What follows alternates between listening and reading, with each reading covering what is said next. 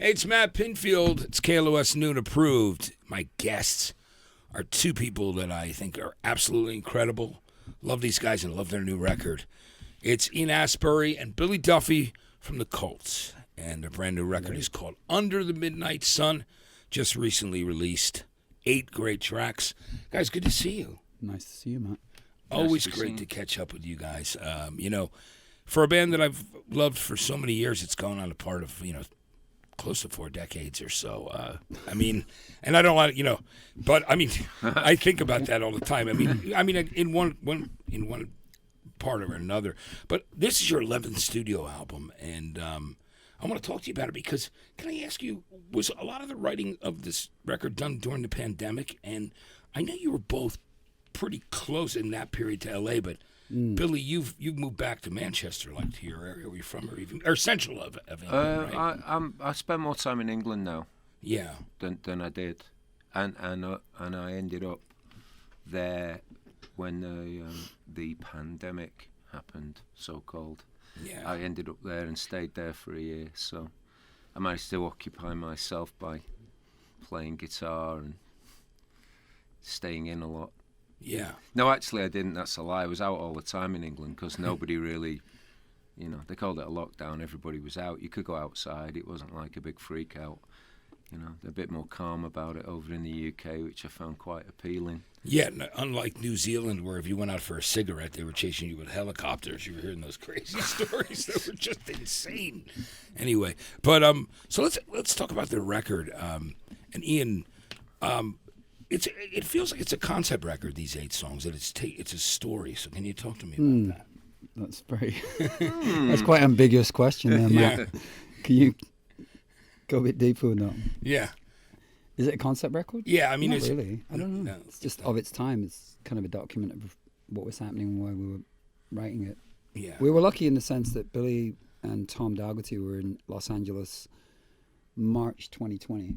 Yeah. So we were able to kind of get a group of songs together we kind of agreed upon. Yeah. So we had these rough versions of songs. And then later Billy and Charlie Jones and Ian Matthews and Tom Dougherty were in the studio in the UK. They were able to cut all the backing tracks.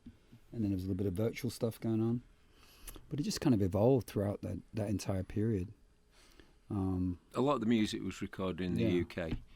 Yeah, which was handy for me because that was something I'd been wanting to do for a long time. So it was just pure dumb luck that we ended up being able to do the musical side, a lot of the musical side of it in the UK. Because Tom Dougherty and Charlie live in England. I don't necessarily. I live between America and England, depending on what the weather's like. So it was lucky that I was there and we could get on. But crucially, like Ian said, we had a body of songs that me and Ian had agreed on with Tom Dougherty that we sort of liked. There were more than 8, but obviously, you have to, a little chaff gets in there. But those were the ones we felt good about. And but it's important. It's interesting. 8 was a choice, actually. Yeah. Ian I'd like you to expand on the 8. That? It just seemed that was all that needed to be said. Yeah. There wasn't need to. It was a choice on our part to do it like that, which I fully agreed with. Yeah. Ian was very.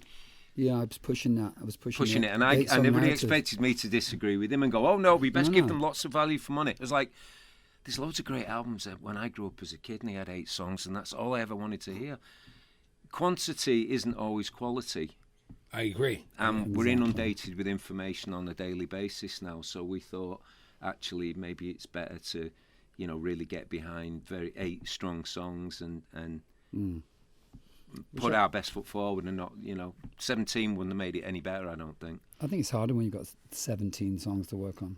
Because then you're taking ideas, you're kind of butchering things and putting them in other songs when they really, there's a great section in one song that will work much better in another song, and you start moving things around. Spreading the butter a little thin on the bread. Yeah.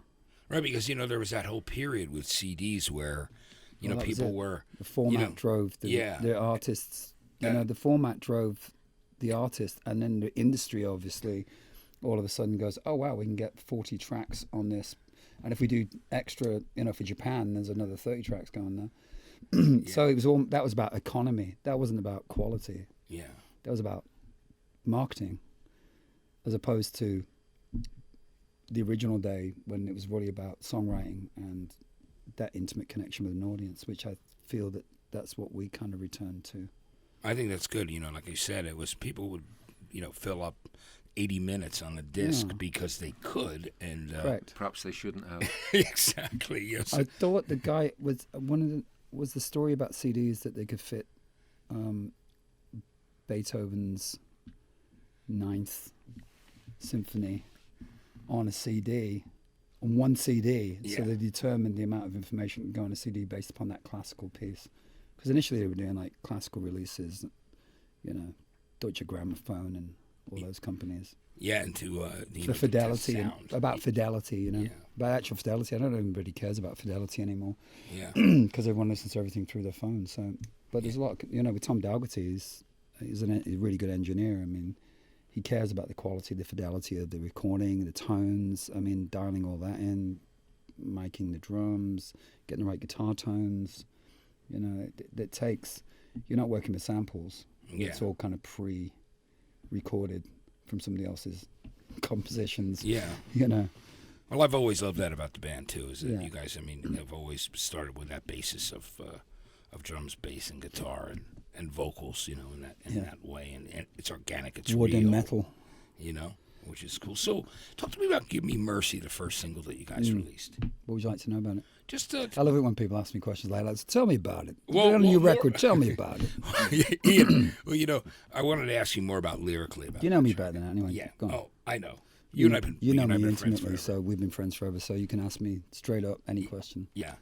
Give me mercy. Yeah, Give Me Mercy. I really, when the track first came out, I loved it. I loved the vibe of the song and the way it interweaved with Billy's guitar and your vocal, and it was like, it was in a lower tone, but it was very cool. That's our thing. That's Billy and Ian alchemy. Yeah. You know, The Weavers. that's the thing we can't work out. It's people go like 4 decades, and you go, yeah, there's alchemy. Yeah. It's beyond both of us. We don't. I mean, you couldn't analyze it. I don't think. Maybe somebody could. Right. So, I think the second part of the song has really got the title "Give Me Mercy" in New Language. Yeah. Lyrically, at least, that's a theme that came up. Was the idea that all this polarization and everything. It's a lot of people saying things, but we're not really hearing each other. Yeah. And even our language is so limited. It's The amount of information that's coming in.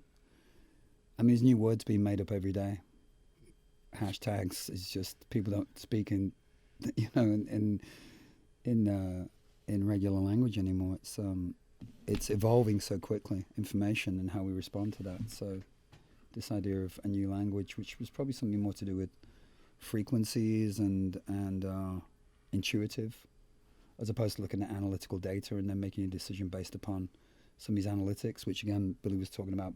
You know, bigness and greatness, 2 different things. Yeah. You know, you put a lot of time and energy and effort into creating something without looking at analytics, and then there's a lot of people who create based on analytics, Yes. data. You create data for the format, for the marketplace. Yeah. That's Which is the that's way where I the don't new like language it. part comes in. I don't like it. At all. Matt doesn't like it. I think I like it. I like it better when people do things for the reasons of the music. You like it the when art. it's wood and it's loud and Absolutely. people are going to jail. Yeah.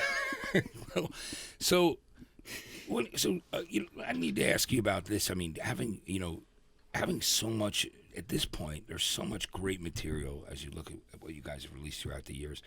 And I know it's not a new question for you, but when it comes down to breaking down what you guys will do at a live show, because, you know, people, you've always just put on an incredible live show and been there for your audience. And I need to ask you, like, does it get harder the more albums you make? Here you are on your 11th album to decide what material you're going to do in a show that's an hour and a half or 2 hours. And how does that work between you guys with that dynamic? Pass. Passing that over to me. Well, You can have the ball. Well, actually, that is a very good question and very germane. I think, as a band, you alluded to the fact that we've been going quite a while. I think your relationship with the audience, I think, changes and develops. You know, your audience grow with you, hopefully, and you attract some fans, you lose some fans. But in general, it's a journey together, really. I mean, if like us, you're fortunate enough to have retained a strong fan base, because we came here a lot and toured in North America frequently. We didn't just come and do the big cities, we did lots of little ones as well. And we've built up a very loyal fan base, and so we feel like sort of like a family. We don't really go on about it. We're not one of those bands that, you know, alludes to some great... But the connection's there and it's unspoken. So in terms of playing music, I kind of look at it in a few different ways. I've often personally looked to my betters and greaters who went before me and thought, well, what do they do? And generally, the bands who are still going well into their... longer than we've been going, they play their hits. Because at the end of the day, people maybe see us once every couple of years, right? They have a normal life. They go and do their jobs most of them don't like. You know, they come to a cult show for a little escapism. They want to celebrate. They want to participate in songs that maybe were part of their youth. So for us to go, well, you know what, we're not going to play all the hits. We're just going to play all the music we've written lately, and if you don't like it, you know, it seems a little selfish. So really, I think in short order, it's a long-winded way of saying, I think it's great to play the hits and then intersperse it with a little bit of new material. And as each album we do every few years comes out, that's what we're going to do. You know, I don't think there's a massive amount of point in playing the same music from an album from 6-7 years ago. Now, it's kind of irrelevant. You play. We're fortunate enough to have had some quote unquote classic albums, so that's kind of how we do it, and that's you know, we go along with that. It's an interesting thing because doing the gigs, you see the joy that people get from those songs that they've grown up with, and the interaction becomes possibly a little less selfish as you mature as a band. I know other guys I know in bands who are lucky enough to have been around as long as we have. You know, they happen to be able to do that too. You know, I think it changes. There's like a communal sense there. So I don't want to deny them that. You know, we'd get hung, drawn and quartered if we didn't play She Sells Sanctuary. And luckily, we enjoy playing it still, which is, to me, miraculous. It's effervescent, that song. It just has a life of its own. You just kind of press go and... It's a brilliant song. It's just, and it's one of many that you have. I mean, well, thank you, Matt. Well, thank you, Matt. We appreciate that. That's for your support. You will be receiving your payola in the post. One thing a new flat screen. That'll be good. No, but all right. So, you want a flat screen? Yes, you've got a few here. I've got a few here. Maybe if I walk out of these with the studio, I think it'll be good. But you know, ones. You want a flat Earth screen? Yeah. Well, you know, when you looking, you know, I mean, this is a question that you've had in the past, but I think it's an interesting thing because I've never gotten to ask you here at KLOS. I mean, what were some of the artists that you truly loved when you were starting out that made you want to play? And Billy, I'm going to ask you and Ian, because I just love to share that with my audience. And, you know, the people that really inspired you. I think when I was a child, in the child of the 70s, you know, there weren't that many options to be things. So either you, in England, you could want to be a footballer or a musician, and a band was like, to me, was like a gang you wanted to join.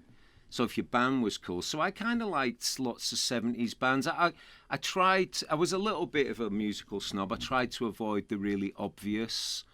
You know, they were like the pillars of rock. You know, your Led Zeppelins, your Stones, Beatles, Pink Floyd. To me, they were like these demigods that flew around in massive aircraft with their names on it, and it was a little unreal for me. So I was kind of more into bands I could relate to, like Slade, Mott The Hoople, Thin Lizzy, Free, bands who weren't quite ginormous. And there's nothing wrong with getting successful. I'm not saying that was a problem for me. I just found it more intriguing a little bit further down the food chain. Bands like Mott The Hoople, there was a bit of a struggle there. They weren't always great, and not everybody in the school had them written on their books, and so that was my thing. Was that Bowie was huge part of anybody growing up in the UK. You know, so that was kind of my thing. Rock and then punk, but you know, the punk thing kind of changed things quite dramatically for me being in England when it happened. So. And were you at some of those early punk shows back? Yeah. I know that Ian was because we've talked about it before, but that's amazing. He was earlier. I was even earlier. A week earlier. I was there when they were thinking about punk. Billy was there. I was in Canada, so I missed that. So, can you talk to us about? I mean, Ian, you have always been, a great front man, and you're Until today. Well, no, still today. So tell me. Are you feeling a bit more side-manish today? Sideman. What man are you today? Yes. So tell me Just about got off the road, man. that you Some people. that you loved. Enid Blyton, Yeah. Agatha Christie. famous author. Yeah. Do you know what the weird thing is? Because of the way I grew up, my father was in the Merchant Navy and he traveled a lot, so he brought a lot of records home that other kids didn't have in their houses, like Paul Robeson, which is American gospel. Yeah. They play that. He played that at home. I didn't know what it was, but I loved it. Yeah. And then my mother loved things like Johnny Mathis. And growing up in the Merseyside area, the Beatles, you could not... I mean, I had, 10 aunts. They're all teenagers, babysitting. And all they played was whatever was popular. Then we had pirate radio. So you'd hear weird, obscure stuff coming from, a boat in the North Atlantic or something like that. Got a little Japanese transistor radio that I had when I was about 9 or 10. I used to listen to that. I still listen to music at night. But the first real moment for me was Life on Mars, Bowie, buying that as a kid, 10 years old. But then I went to Canada at the age of 11 and I was the whole thing was flipped because, Billy grew up in the UK. Excuse me. And then I was watching things like Don Krishna's rock concert and you see things like the New York Dolls, 1974. What is this? Yeah. And it was just a different thing. But then I really liked progressive rock. Growing up in Southern Ontario, Canada, progressive rock was massive. Like Peter Gabriel, period Genesis. Bowie was coming over to the Americas. He was getting more and more. He was changing his sound. My brother and I went and collected bottles and cans outside of a Pink Floyd show in 1975. I was like 13. Saw the plane crash into the stage. Could see right through to the stage. Yeah. It was just such a mix of different music. So I was all over the place. I was going to different schools. I was moving around a lot. So I didn't really have a set group of bands. But when punk came along, that really consolidated everything. Because it was almost like the rest of my record collection, except for Bowie. And I had a friend who had an older brother who was into Iggy Pop, Low, like the Low Heroes period for Bowie and The Idiot, obviously. And he was playing that. I was like, what's this? I was always really inquisitive. But when punk came along, Pistols, bang, that was it. Yeah. And I was on vacation in the UK in 77. So we went from Canada, and I remember the Queen's Jubilee, and I'd seen Punks for the first time, and God Save the Queen was in Woolworths with the name. There was no... They'd taken the name off, just said number 1, blank. Yeah. I know that was the whole thing where it was banned because it was banned. Disrespectful. So I kind of caught a taste of it. I didn't quite know what it was, but I knew I loved punk, and by the end of when it came out in North America, I had Never Mind the Bollocks. Yeah. So that was huge, and I was diving into everything and all the subsidiary stuff. Then you start exploring who their influences were. Yeah. Back from that, the Stooges, the Dolls, like reverse engineering everything. Yeah. But I think it's interesting. What I think, listening to what you're saying, Ian, it was like, to me, punk made it possible, and it was something you felt you were part of. Yeah. Going to watch some band play in front of 100,000 people, you were just a minion. You were an ant there to worship at the altar of the enormity, the deity that flew in on the big silver bird in the sky. And good luck to him, and that's definitely what I wanted to be myself. But when punk happened, it went from the idea of being in a band was a hobby to being like, well, hold on a minute, this is entirely possible. And it was an incredible, and I'm sure there's lots of hippies who were in America in 1966, 67, who have their story about what Astbury and that whole scene meant to them, and Laurel Canyon and that. But my scene in England in the mid-70s was, the punk thing. And, it's easiest explained in that great movie, The Filth and the Fury. Great movie. That kind of sums up what it was like, because you have to put it into the context of how awful the UK was. Yeah, I mean, not collecting garbage, right? And, Yeah, everybody it was on just the a rough dole, time. people were unemployed, young people. It's kind of like now. actually. Yeah. So maybe punk Clapton again. Yeah. You should, about time, you should have more punk. There was If some weird people thing, would stop you know, being so doped up by their phones, then maybe they. There was some other stuff creeping in, like Kraftwerk, Yeah. like Autobahn. Yeah. Hearing that Remember the sort of first time. fit into the punk oeuvre. New wave was coming in, television. You know, Patti Smith. There was all these other records you were picking up and listening to, or just hearing a track here and a track there, and they were, you know, the demigods. Well, of in punk, England, weren't if they? you to go out and live, well, all I can speak of was in Manchester, and when I was going to gigs and going to clubs in Manchester, which you like to do when you're 16, and watch punk bands and listen to music, the only real clubs that you could go to and not get beaten up by the straight normal people were gay clubs who'd have a straight night. A couple of nights a week where it was straight night, and there was a few of them we'd go in Manchester. One was the Ranch Bar, and there was a place called DeVille's. There was another one we went to, and there was a club that was called Pips that was legendary if you're from the north of England. It had 17 dance floors. Repeat, Wow. 17. Wow. And they all played different music. But in there, they had the Bowie and Roxy room, which was pretty self-evident. So in essence, you went in and everybody was either Bowie or Brian Ferry, all the guys and all the girls wanted to look. I forget what the girls wanted to be, and they basically, that's where punk music started getting played. And like Ian's saying, then you would also hear, like, because remember, in my mind, I thought disco happened before punk. It didn't. Staying Alive was 1977. Yeah. The Bee Gees and all that was happening exactly at the same time as punk rock and the Pistols. The two things happened together, and it's kind of bizarre because I've compartmentalised them. But we were listening to dance music and reggae too. There was a lot of reggae in the UK, not like the like proper deep, like 2/7's Clash was a big album that was played, and there were certain songs that you would hear at every single punk gig that were reggae songs. So, as Ian said, regardless of where you were, punk was a conduit to open you up to lots of little other things, as well as just going, well, oh, isn't it amazing? These big rock bands are great. You know, there's more to, and that's what I'm getting at. Like, it was just the circumstances of why maybe in our music there's other slight eclectic little flavours that aren't just straight ahead. Well, why is it?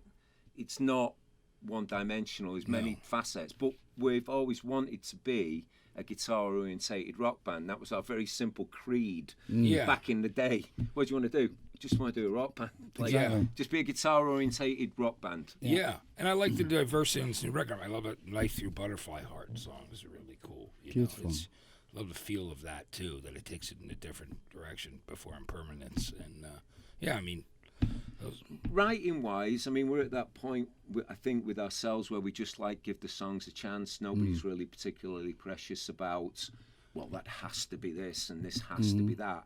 We have strong personalities and points of view, but I think there's a reasonable amount of maturity and understanding where, you know, we can get, because, you know, the thing about doing this is we elect to do this. You know, we want to be there. We need to want to be there. So we need to find that commonality between the two of us. You know, there are no Ian songs, there are no Billy songs. They're just like our songs. Yeah, and then it served the song. yeah, And then what does that song require of me? Right. And what helps us to do it through our personalities, because we've known each other for so long. You have a Tom Dalgetty or a Bob Rock or a Chris Goss or whomever, a Rick Rubin back in the day, and George Drakoulias. We need that other voice to sometimes make us realise that we're both talking about the same thing in a different language. But No, that's to get to the goal, absolutely true. and ultimately it's the song, what best serves the song, not what best serves me or the him. individual. The No, it's about individual. something song. One thing you were talking about before about concept. yeah, Is there a concept? yeah. Broadway was coming up a lot.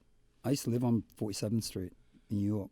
That's when you and I were. Yeah, that's where we met. Yeah, right. we started hanging out there. We started hanging out. Yeah, But Broadway, just the visual of, you know, the idea of making something for Broadway. Yeah. What would it look like? You know, something quite dark, gothic, futurist. yeah. You know, Rammelsy. It's quite cinematic, isn't it? The It's record. very cinematic. It's not. Yeah.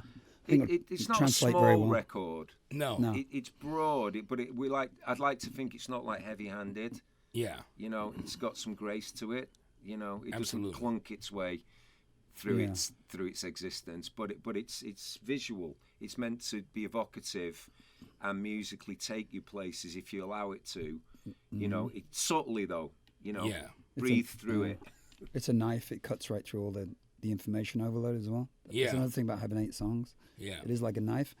And then you've got Under the Midnight Sun, which has got a 36-piece orchestra recorded virtually in Prague. Yeah. You know, so... and Which then, is but so then you've cool. got guitars, you know, guitar tones take top of your head off. Yeah. There's so much in it. Yeah, cut inside those songs in Vendetta X. I mean, there's a lot of stuff going on, which is really There's a lot cool. going The on. sounds. Well, it's a melodic thing between Yeah. me and Ian. I Yeah. think that's you know, That's if the you go back conversation, to the right? song, The song melodic that- conversation. Yeah, it's melody, and sometimes we have issues and problems where we've got too much melody, and Yeah. you know, I write very melodically, and sometimes that's actually can be a problem for Ian because I'm putting forward something that's quite melodically dense. So it sometimes takes a producer to maybe like take away a little bit. It's just the way I hear music in my head when I come up with it, and I kind of put it in.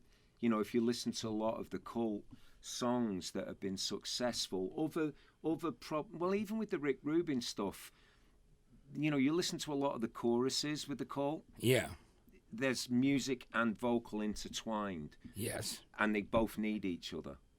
You know, it's not Absolutely. just a vocal line that's the chorus, and it's not just the guitar part. It's the marriage of the two of them together and their interaction that creates, to me, what creates that sound. If I was to analyse why other bands do it a little differently, where the vocal's the main thing at that moment, and then there's a guitar riff. Yeah. So, but in the 70s, because I keep staring at the Mott The Hoople T-shirt, Yeah. and my mind's going to listening to that Mott album over and over and over again. Like, you know, that music, you know, Mick Ralph's in Mott The Hoople is a great example, and later in Bad Company, but more so in Mott The Hoople, of an incredible guitar player writer who wrote these unbelievably good hooky riffs, as well as the other things, and that was his kind of job. So that's what I always hope to try and contribute. You know, I don't, you know, I'm not a show-off guitar player. I'm really not that dexterous. I do the best I can with big hands, you know, but it's important to me to contribute to the music with melodies and things people can kind of feel good about. And in the same way, Mott The Hoople used to make me feel good when I was 15, listening to what Mick Ralphs did on the guitar. Yeah. And Mick Ronson in Bowie, and the other, Phil Manzanera in Roxy Music, and. There's Yeah. 1,000 ands, but you get the picture. But then they were all great. I want to talk to you guys about when you two first met. Do you remember that day? And was it a musical thing that brought you together? Did you know? I'd love to know. I know about what that. he's going to say. Yeah. Cigarettes. Oh, yeah. Billy had the cigs. Billy knew the field of play. Let's put it that way. We kind of we apprenticed under Billy. I remember.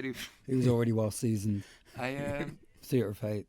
I was in a little more established band. I remember where it was and everything. Yeah, it was Keele University, which is just outside Stoke-on-Trent. Yeah. Which ironically is close to where I've got a place now in England. But that's where my band Theatre of Hate, I joined. It was Kirk Brandon's the singer's band. I joined as a live guitar player. Yeah.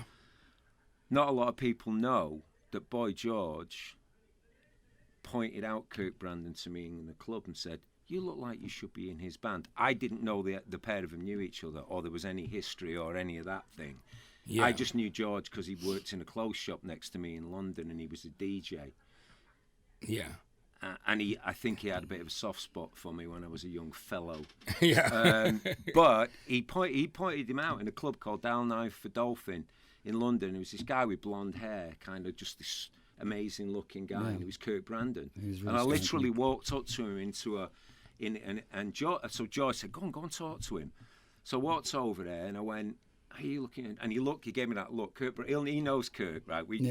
And he gave me that look, didn't say anything. He looked me up and down, and I just looked like I should be in his band. Yeah. And I got an Check his audition, shoes and then out. I just had the outfit and the hair and the whole kind of post-punk rockabilly thing. Yeah. Anyway, they'd made a great album produced by Mick Jones of The Clash called Do You Believe in the Westworld? Yeah. And they were going to take it on the road and they needed a live guitar player because Kirk had done all the guitar, but he couldn't do it all live and sing. So they were looking for a guy, and that was my quote unquote big break. So Kirk, I auditioned, and then 3 songs into the audition, they sent me outside the room and came back in there and, right, it's not an audition anymore, it's a rehearsal. We got a gig in a week. And I went from playing like a support band in pubs to about 8 people. Oh, it's like drinking. And they were like, the first gig, and it was Stafford Bingley Hall, and it was like Futurama. Wow. It was like 10,000 people there. Yeah. So within a week, it freaked me out. But anyway, as a result of joining that band, within about 4 months, there's this new hot act from Yorkshire. And they were called the Southern Death Cult. And we were informed they were going to be our support band for our Westworld tour. And the first gig was Keele University. And I saw this apparition in the woods. Because Keele University is in the woods. Yeah. And I saw this guy, and I seriously thought, I'm going to say, and this is forgive my lack of articulation. It looked like Daniel Day-Lewis in Last of the Mohicans. It really did. Going through the woods. Yeah. That was us. Loincloth, bells on his moccasins. And when I say loincloth, I mean a loincloth. Yeah. Proper. Yeah. The full gear. But a mohawk, not like a punk, like cliche mohawk, like the mohawk like the Mohawks had. Yeah. Remember all that? Do you remember any of that? Of course. You remember all I that, remember don't you? it. But I'm really intrigued that George is actually the epicenter. Yeah. I didn't know that. Didn't you know that? I didn't know that George had turned you on to Kirk. Absolutely. That's He pointed amazing. him out. After all these years. It's That's incredible. So we can actually credit George with the cult. Yeah. That's cool. He's True story. He's ground True zero. Boy, True George, story, that's cool. Boy George. That's incredible. Who'd have guessed? Yeah. And then Well, it was Theater of Hate, right? And then Theatre of Hate. And became they Spirit Destiny, right? Yeah, And yeah, then all yeah. that. Yeah. It's really interesting. And we became friends, Yeah. and kind of that's how this happened. And then I wasn't in Theatre of Hate. He left Southern Death Cult. Yeah. We formed the band, and here we are, 40 years later. Yeah. So was a Death Cult and in between? Was that? Yeah, it was kind of, we were just working out what we were doing, really. Yeah. And we wanted to keep the momentum, obviously, of Southern Death Cult. Yeah. And they went on to become Getting the Fear, Yeah. with B as the singer. And then we took Death Cult, and that we just pretty much worked out quite quickly that Death Cult was going to have a certain shelf life. Yeah. Exactly. And we wanted to extend the shelf life. Yes. So we dropped the Yeah. death off the name. Yeah. Took us about, 9 months to suss that Yeah. out, 8 months or less. But literally, we were together, we would 6 weeks, and we would put the band together and we'd write songs. I was, Billy was living in Brixton. I slept on his couch in Brixton, Yeah. hanging out, going out to clubs, which was mind-blower for me because I love London. Yeah. I've been through it a few times. I was running streets in London before that. But, all of a sudden, London opened up. Yeah. London was incredible in the early 80s. Yeah. So much going on. There was a little scene in Brixton where we were all living. Yeah. It was like Nick Cave, Gang of Four. I mean, like some of the guys from, who was there? Like Six and Children, yeah. Abo from UKDK. There UKDK. was loads of bands there. Yeah. There was so much going on at that period. Some of of the time. Clash, I believe. Cheap accommodation. Yeah. Yeah, because very it was solid. cheap accommodation. Cheap Yeah. accommodation. Well, is was a why lot we- of squatters still there, right? Yeah, at that yeah. period of time? A lot of it was real squatting. I was in some glorified housing association cheap rent He had a thing. great apartment. Yeah. It was really cool. And a car. Yeah. And that's cool. So, Oh, yeah. So when did Beggar's Banquet? When did that? Well, Ian can explain. Beggars that. Banquet was some death cult. They were there was a few labels sniffing around some death cult. And we like Beggars because they're an indie label. Yeah, and they had But they Bauhaus. actually had a subsidiary label called Situation 2. Yes. But then they had 4AD as well, so they picked us up. We only released, I think, one single with Beggars Banquet. It was Yeah. actually Situation 2. It was never Yeah. Beggars. And then they compiled radio sessions and stuff like that. So Beggars was the beginning of the relationship with Beggars. Yeah. Through Southern Death Cult. So there's already all these different, elements in play, and they all came together, converged. We've done well actually working with indie. Yeah. Our entire career really was with that relationship with Beggars Banquet, regardless of the fact that they would license our records. for example, in America, it was Warner. Sire. Sire was Seymour Stein, and then he was basically through Warner's, and then they went, well, we've got too many bands, so now you're on Reprise, and you know, Canada was Polygram, Europe was Virgin, Australia was Virgin, England was Beggars Banquet. But it was that relationship with Martin, and I remember at the time as an outsider, because we were friends, and I was observing. I wasn't in a band anymore. I was working in a clothes shop, and Southern Death Cult were really blowing up. I remember going to try and see him in a gig in Heaven. I remember there was so many people around the door trying to get in there, and it was parted, and Bono and The Edge were like marched in. Then it all, like the Red Sea closed, and I was still out there going, I know them. They were all there. I lent them a guitar for their record. Can I get in? And it was like, no. And I remember there was something happening, you know, for Southern Death Cult. They were a hot thing, and they'd signed, and there was a choice. They chose to. It's important to understand that they chose to stay with an indie label, Martin Mills in particular, and that label still exists. Yes. And they've had an incredible catalogue. If you're a music person like you are, then Beggars Banquet is you will have had several albums from. Yes, they've had everybody. Even starting when things blew up with Two Boy Army and Gary Newman, you know, and then moving on, you guys in Bauhaus. I mean, there's so many great artists there. It's like, to us, it's just music first, business second. Yeah. That's not always the case. Yeah. It's amazing. And then through those periods of Spirit Walker and Dreamtime, Resurrection Joe, all those great tracks, you know? What, do you want to know something special about Resurrection Joe? Yeah. There's a spelling mistake. It's spelt incorrectly on the sleeve because our bass player designed the sleeve. And resurrection's a word that if you write it incorrectly, it actually looks like you think it should. Yeah. Nobody spotted it. Yeah, because I had it on the sleeve. It's spelled wrong. It's spelled incorrectly. Yeah. Video cost about £20 to make. Yeah. It's amazing. Yeah, we would see that in the clubs over here.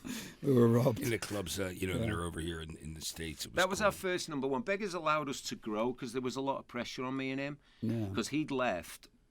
He decided to leave a band who everybody thought were going to be the next U2, Southern Death Cult. That's how they were being angled. Whether or not that's the case, whatever. But from the outside, they were the next thing. And Ian can explain why he did what he did. It was a musical choice. It was, a musical thing. And I, from the outside, so it was important that... And then I was known from being Theatre of Hate. I'd been on the TV with a band. I was known, being on the front in The Enemy and all that. So I wasn't like an unknown quantity. So when we got together, there was a little bit of, in our little world, there was a little bit of high expectation, some negativity. Well, they're never going to be as good as Southern Death Cult. They're never going to be. Yeah. You know, never. There's probably some bloke still sitting there in his bed in England's going, they're never has been as good as Southern Death Cult. Yeah. You occasionally bump into those guys. Yeah. I try to avoid them. I've actually had a few apologise to me. Saying they were brutal with us when we were kids. Yeah. So I just didn't get it. Yeah. Now I do. Yeah. It's like, thank you for that. Unbelievable, though. But Have a nice afternoon. Yeah. Look at how much, I mean, the test of time is really what shows everybody, you know, it was the right decision to make. And yeah, by the time the Southern Death Cult, there was 4 alphas in the band. There was 4 different individuals who had very different ideas about how it should be. And the amount of pressure, being like 20 years of age. Yeah. You know, to go from homeless kid to like cover the NME without even having a record out. Yeah. It was a lot. That's got to be a lot on the brain. Even out with Theatre of Hate was mind blowing. That was only like our 6th gig. We had about 6 or 7 songs. Yeah. It was crazy. We went for Chelsea. Yeah. That was interesting. And that's the difference over there that a lot of people here may not realize is that you could be a band who was really just starting out because, you know, in England there were 3 weekly newspapers. It was Enemy, Melody Maker, and Sounds. And, you know, they were always looking for new music at that period of time. So it had to be. Well, they had to maintain their weekly they had devotees. I mean, that was Enemy was the Bible. Yeah. You know, if you got to cover the Enemy, that was a big deal. Yeah. It's kind of the same now, really, isn't it? Information. Yeah. It's just in that era, it was a printed word. Yeah. That you got once a week, and we would go to the store first thing in the morning, Yeah. to get the paper so you could tell your friends about what you'd read about when you got to school at 9 a.m. Yeah. That was how my Wednesday and Thursday were, because that's when they came out. Melody Maker came out on a Wednesday, and there's another one called Record Mirror. It was very poppy. Yeah. And then The Enemy and Sounds, I think, came out on Thursdays, I think. Had them all. Devoured them front to back. Yeah, with the information, and then to eventually see yourself on the covers of those magazines, and when you're that young, it's a lot to deal with mentally. I mean, I think at that period. Well, there's no guidebook. Yeah. And there's plenty of people with a hand in your pocket. Yeah, that's for sure. It's like Pinocchio. Yeah. Come with us. Yeah. We'll show you the way. Absolutely. And that's been through so many of those relationships over the years, but I think finally beginning to get it. Yeah. Well, you can tell who's authentic and who's not. Yeah, you definitely can. And it's being together this long. And so let's talk about the latest single, which is Mirror. Can you talk to me about that's a real? I like the video for it as well, but it's another really cool song. Can you talk to me about? What would you like to know about it? I'd like to know about lyrically. Lyrically? Yeah. Actually, the title came from a Japanese haiku written by a samurai upon his death, and it goes something like, 47 years and the karma mirror is shattered with a single hammer blow. He wrote that before he died. Samurai is very present. Yeah. And that, when I read that, it was just so profound. And this idea of reflections, and there's a little bit of nostalgia. Looking at nostalgia, we tend to, generalize rearview mirror, look in the rearview mirror, and also the title Mirror for Andrei Tarkovsky film, if you've seen that. But I guess the real thing is a lot of the themes are to do with impermanence, mortality, intimacy, relationships, and the relationship you have with yourself. Yeah. We tend to externalize everything. Yeah. Look for that external validation, but I think the hardest thing is to have a good relationship with yourself. Oh, absolutely. Yeah, can be brutal with ourselves. Yeah. And then inflict that upon the world or not. So, there's a certain introspective going inward, and I feel we're kind of at that moment now. Which way can we really go? If we just keep externalizing everything, it doesn't seem to be working. It's almost like we all have to sit in front of the karma mirror and contemplate. But then the song also is, as a piece of music, it's profoundly powerful. I mean, the melody at the beginning, the guitar melody, is epic. Yeah. It's epic. It's really cinematic. Yeah. It's like an incredible scene reveal. It's like Dune. Yeah. It's just. In fact, that was definitely an influence in terms of visually. The recent Dune, Denis Villeneuve. Yeah. Dune, incredible. I actually read the book during the pandemic, so. Yeah. It all creeps in now. Yeah. Well, it's a great single, and again, I like the Well, it's that interplay, isn't it? I mean, that was the word I was going to use. It's like sometimes if I come up with some music, it'll give Ian, I think. No, absolutely. It gives me like information. a direction and information. It's like, what does this music suggest? And then it at least, provides a pathway that maybe certain type of lyrics, a certain approach is more appropriate. Yeah. So that's kind of how some of the songs are. Some of the songs start with him, and a couple of chords. I grabbed that as soon as I heard it. It was like, earmarked that immediately. Mirror, the opening guitar from Mirror. I grabbed it straight away. I just grabbed. Yeah. I grab all Billy's top line melodies. I just pocket them and go that, and I just start assigning little notes, and they get put through note. If I see something keep getting repeated through my notebooks or wherever, a computer, wherever, I'm just writing things and obsessing over it, and eventually I just keep going back to it. Yeah. With like Florians, we make lists. Yeah, make a lot of lists. That's what we do. This album we make a lot of lists. The album had 60 titles. It did? Yeah. 6 titles, yeah. Yeah. And you just started on Under the Midnight Sun. It just stayed under Midnight Sun. Stayed. Yeah. I thought it was really perfect. It is a great title. In capturing the whole period, 2019. It was really weird because we were touring the UK and 2019 we were all really sick. Yeah. We got really sick on the bus. It was one of the sickest I've ever been on tour. Yeah. So we may have had COVID back then. I think it was floating around before it became absolutely pandemic it was. in the Before US. it became fashionable, we had it before. Yeah, Yeah. we had it before. They didn't have a name for it then. Yeah, absolutely. When we had it. Yeah. No, guys, I want to just say thank you so much for coming in and hanging out with me today on the show. Oh, Always great to see you both. it's good to see you, brother. It's cool, man. It's nice to talk about some of the early stuff and some of them not just like, you know, because it's as relevant how we started as to where we're at today. Yeah. You know, there's been a lot of chatter about certain eras of our career, and that's great. Yeah. But it is nice to kind of For talk me as a about- fan, I want to go back and hear about how you guys came together. I think a lot of the And fans that story's do. really interesting to me. You know, I mean, and I'm learning and I'm learning. you're like the boy I'm George thing. learning. It's like this I'm is an learning. incredible thing. What a learning. revelation. Yeah. You know. But, Learn with Matt Pinfield. Yeah.